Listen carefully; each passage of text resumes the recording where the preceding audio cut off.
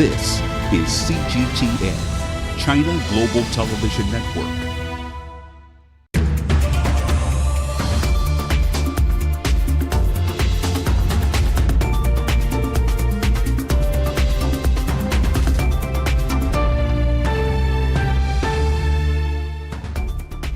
Hello, welcome to Dialogue. Chinese President Xi Jinping meets with U.S. President Joe Biden on the sidelines of this year's G20 Summit in Bali, Indonesia, and is calling for his U.S. counterpart to join hands to chart the right course for the China-U.S. relationship, as the world expects the two countries to properly handle their relationship.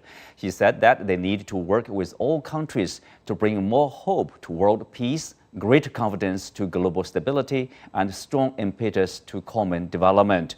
President Biden said that the two countries have the responsibility to show the world they can manage differences and prevent competition from becoming anything even near conflict.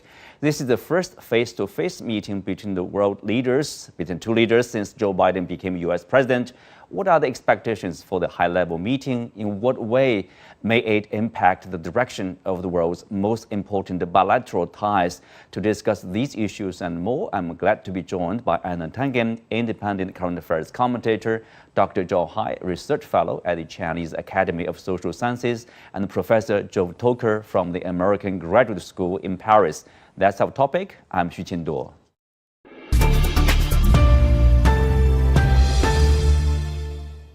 Welcome to the discussion, gentlemen. President Xi and President Biden met on Monday ahead of the G20 Summit, actually, which is the first face-to-face meeting, as we said, after Joe Biden took office as U.S. president in January 2021. So, Zhao Hai, we'll start with you. How significant is the meeting? I think this is a very significant meeting after 3 years that the two leaders of the two great countries are not able to meet face-to-face. And that's why in the very beginning, the opening remarks both said that face-to-face talk are very important for both countries. And in particular, during the Bali meeting, that this particular meeting bilaterally happened ahead of the General Conference, and also it's the first thing the two leaders did right after they landed in the city. So I think that shows how important this bilateral relationship to each other and how serious they see this bilateral relationship moving forward. Mm-hmm. Professor Toker, in their opening remarks before bilateral talks, both leaders mentioned, one way or the other, that there's a responsibility on their shoulders to well manage the relationship for the sake of world peace and stability. So can we say this is a very positive signal? It is an almost obvious sort of lip service, I would say, due to the fact that we know that we are going through an unusual, tense, and dangerous period. The world is going through a major crisis. I don't want to go into superlatives and say the world globally hasn't gone through such a crisis of such gravity since 20 years, 40 years, 80 years, but this is a very serious crisis. And we're speaking about the two leaders of the most powerful players on earth meeting. We know that on the bilateral level between China and the U.S., there are problems. And there are actually more and more problems over the recent period. So, so the right thing to do, I would say, the rational thing to do would actually start with sort of opening remarks, which would be mild, which would be, if not optimistic, at least realistic, in the good sense. Let's wait 24 hours or so and see what kind of more detailed impressions we may have the meeting of these two major leaders of planet Earth. Mm-hmm. Anna, President Xi said that he was ready to have candid and in-depth exchanges of views with Biden on issues of strategic importance to their ties as well as global issues. So what do you expect are the priorities, probably for the two leaders? Well, based on the statements that have been made by the State Department and the White House, it's all about drawing red lines, making sure that there's a bottom to, preventing conflict. I mean, it's not very hopeful. They're there. The G20 was there to create and address massive global issues. The financial crisis, the last one, started by the U.S. And instead of talking about these issues, long-term global warming, short-term, this economic situation and the pandemic, he's talking about, how he wants to manage conflict with China. This harkens back to what happened with Japan and the United States back in the 70s. The U.S. was unhappy that Japan was doing well, and they forced it to sign the Plaza Accord. And I think that's very telling. You see, literally, them operating out of the same playbook this time around. So that's about the nature of this relationship. Do you mean like the U.S. somehow finds the new China, a rising China, as a challenge probably to its preeminence? Well, we've talked about this many times. I mean, people who believe in American exceptionalism, this idea that the U.S. must be in control of the world in order to exert a one style of government, is necessary. China's rise and success over 40 years is an existential threat to these people. They see it as China could not possibly be doing as well as it is unless it's cheated or done something wrong. They can't produce any evidence. They say the same things over and over again, but they don't actually present anything that would convince anybody. But repetition is there, and I would expect more of the same. This is not going to be productive, in my opinion. Right.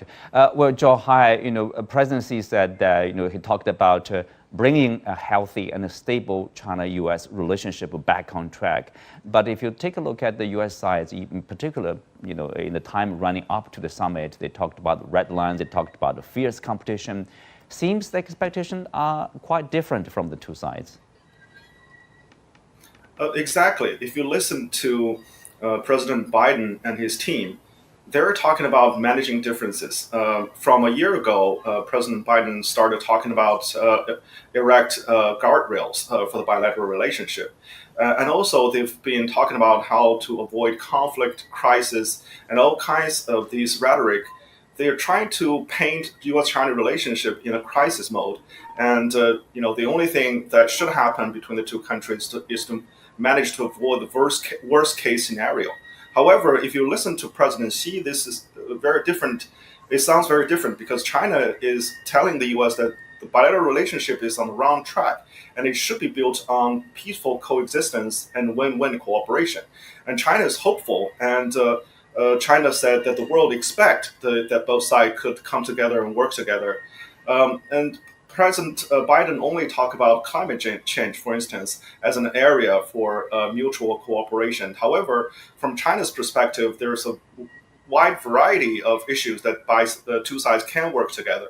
So again, I think this meeting is important, critical, because at this crossroad, as President Xi stated, that the U.S. need to make a political decision whether or not they can trust and work with China on top global challenges, or they just wanted to say something about cooperation, but actually focus very much on this kind of competition that is not healthy and leading to the wrong track down the road and making this bilateral relationship even less trustworthy.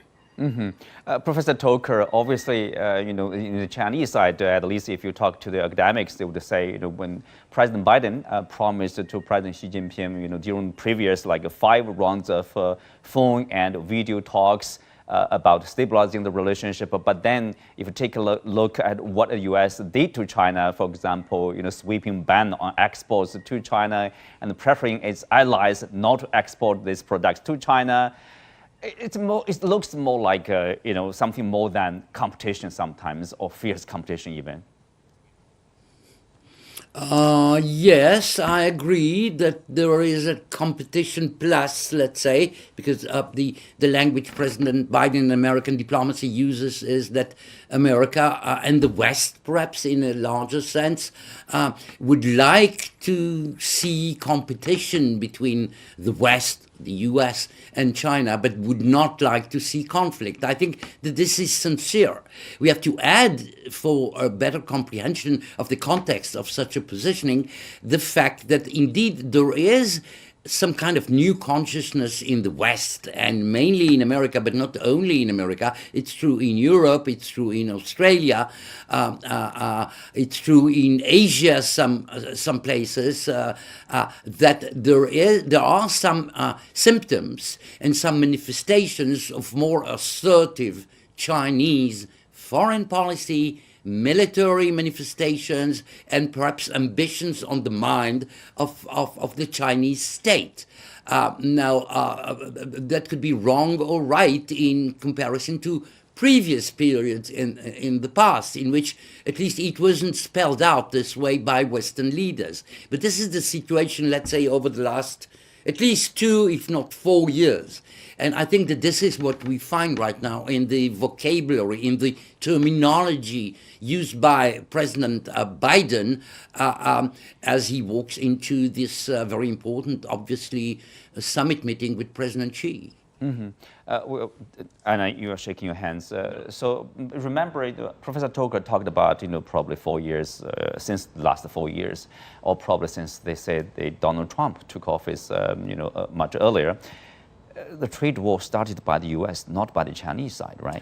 Well, it goes back to the pivot to Asia. I mean, that was Obama, so it predates Trump.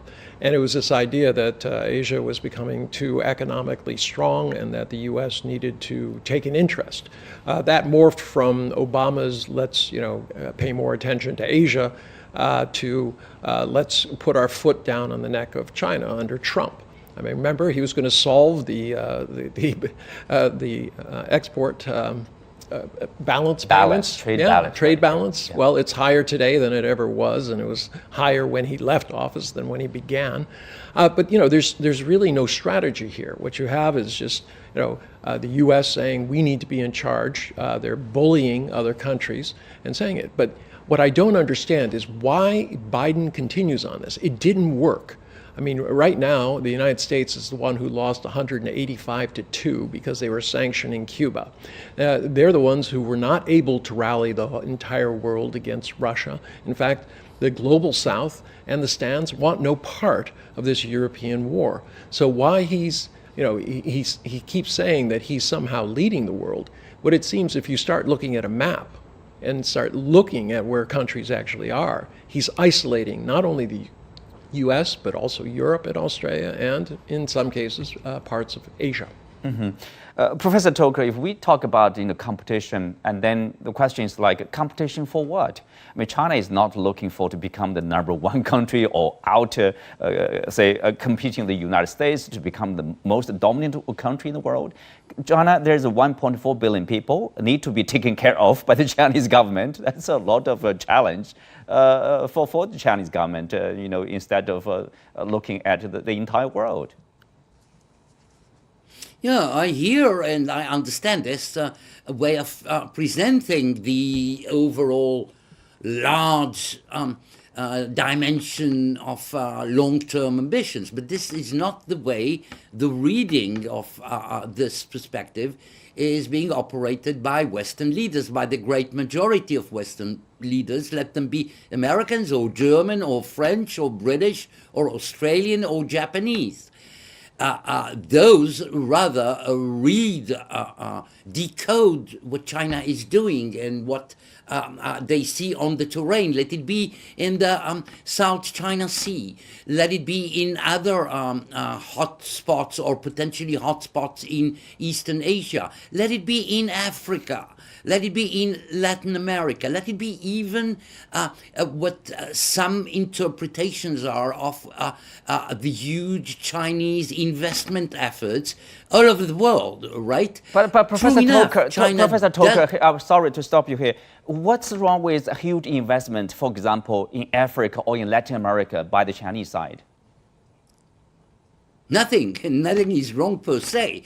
It's the contextualization of what is happening beyond what the way economy talks and trade expresses itself.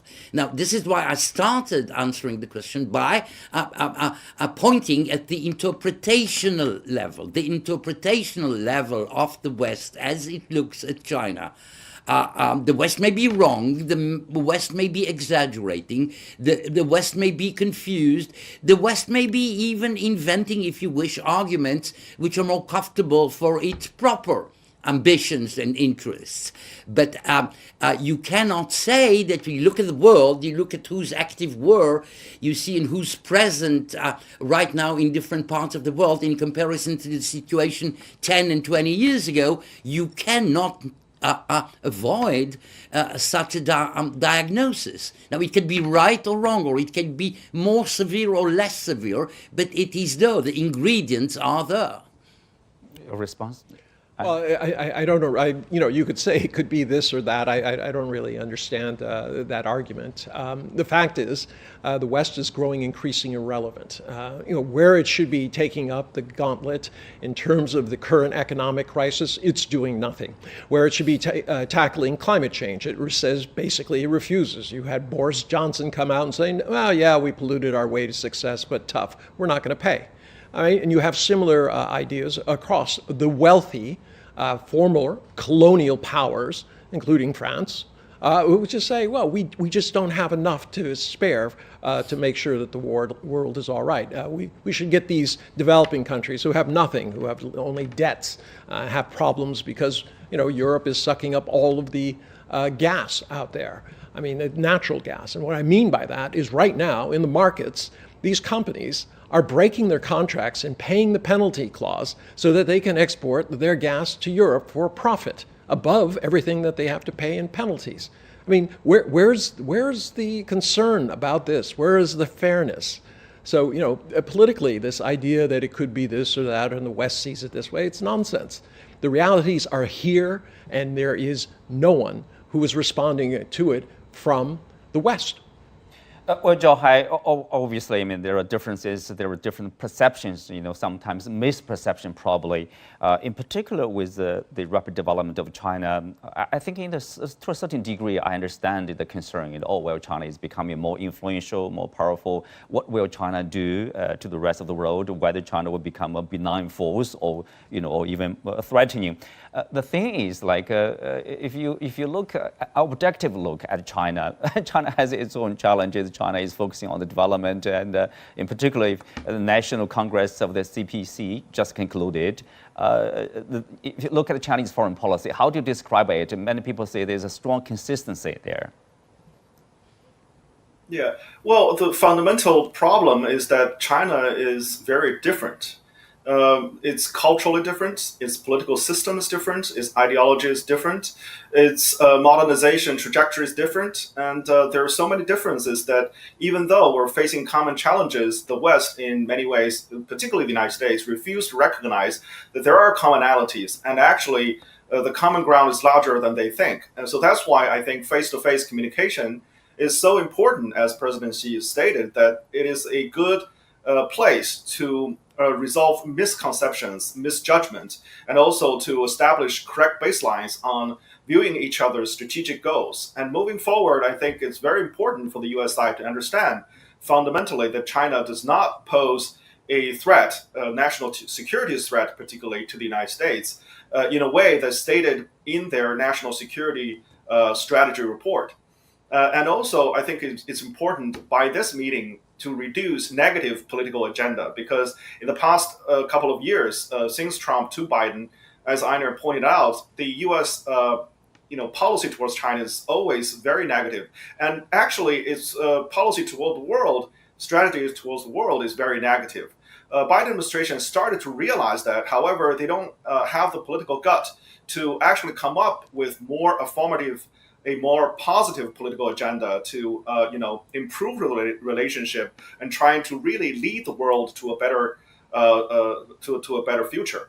So again, that China is actually calling on the United States to come up with more positive agenda, starting with addressing the 4 lists that China has already given to the U.S. side, correcting some of the mistakes, serious mistakes made by the Trump administration, and starting from there, repair and improve the bilateral relationship. And together, I think China and the U.S. can help to resolve many of the world's current problems, including energy and food crisis, the public health crisis, and also in particular climate change crisis.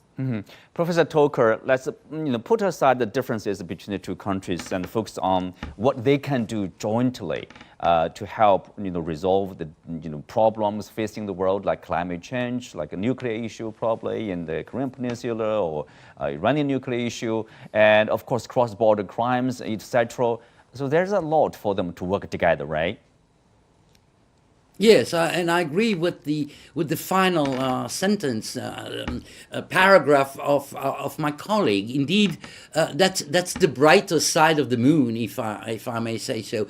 If indeed there would be a possibility to isolate, or at least to outline in a more effective way, the interests, the domains of cooperation of these two leading giants, which they have in common, then of course we would be in a better world. But we cannot avoid the fact that around these more positive or potentially positive domains, such as common cooperation regarding climate change, and several crises around the world about which the Chinese and the Americans, or the West more generally, so speaking, do have common interests, in spite of what may be apparent on the surface. So yes, this is a constructive way of looking at it, but we have to keep in mind the fact that the way about going on foreign policy and on relations between great powers are not equal in China and in the West. In the United States, in the European Union, in Australia, in Japan, there is a large-scale debate and public opinion divergences over foreign policy options to take. There are oppositions and coalitions. There are those who are in government and fighting in order to preserve electorally their hold to power. There are oppositions who believe that the government is not doing enough or doing wrong steps. All these are part of what we hear on the public scene. This is why we hear more options and a larger sphere of elements which are relevant to foreign relations, including bilateral ones between China and the U.S. This is why I was intrigued a few minutes ago in our conversation when our colleague did the comparison between America's relations and attitude towards Japan during the 70s, 50 years ago almost, and the situation today regarding the U.S.-China. I don't think this is a very exact or pertinent comparison. Toker, Japan was in the American... There's not much differences between the Republicans and Democrats in terms of their China policy. Basically, there's one of the very few consensus between the two parties. That's be hawkish on China, be hardline on China. There's not much really constructive discussion inside of the U.S. Yeah, you're right. I think that actually on the asset, when you look at that in a deep way, you don't find extraordinary gaps between what the Republicans and the Democrats in America think about the medium and long-range perspectives of the U.S.-China relations, or the so-called real ambitions of China regarding the long term. But first of all, I would outline that in Europe, the gaps are more important regarding those who do attribute more positive or more negative intentions to China in the long run. And I would also mention the fact that in American public opinion, those elements are not very stable. And in the context of a larger situation, take the crisis right now around the war in Ukraine. We see, look at the debate in the West regarding the question, what does China really want in the Russian-Ukraine war? Look at the way there are different ways of interpretation, what the Chinese really think, so to speak, and what the Chinese really do. as we know that on the background, objectively speaking, when you look at the maps and when you look at common sense, China could play a major, if not the most single important role in the international community in order to advance peace in this tragedy in Ukraine. So you see, things are not just a function of what is being directly said about them in debates in parliaments or in party conventions. Well, and it seems like, as John Hai pointed out, the Chinese political system, Chinese culture, Chinese tradition, Chinese practice, they are very different from Western-style democracies. That plays a quite important role probably in creating these kind of differences or gaps between China and the Western countries, including the U.S. But the thing is, the world is, diversified world. Diversity itself is nothing wrong. We should learn to respect each other and continue to do business, and continue to be friends, even we are different, right? Not in the U.S. Right now the U.S. is being divided on so many issues, including race. And a lot of this is just scapegoating. The reason Excuse me, we have a package about this, the opening remarks of the presidents during the summit. Let's take a look. 总统先生你好。 It's nice to meet you, Mr. President. 上次见面啊，是2017年的 We last met 达沃斯论坛 during the Davos Forum in 2017. It's been 5 years' time. Ever since you assumed office, we've met each other through video conferencing and the calls. We have always been keeping the communication. So it's a very rare opportunity for us to have this first face-to-face communication. We made it today. 中美呢，从接触、建交 From the initial contact and the establishment of diplomatic relations to today, 也经历了 China and the U.S. have gone through 50-plus eventful years, with gains and 有得有失， losses, 也就是有 as 经 well 验有教 as 训。 experience and lessons. 历史无论如何都是最好的教科书。 History is the best 我们 textbook. 就是以史为鉴。 We should take it as a mirror and let it guide the future.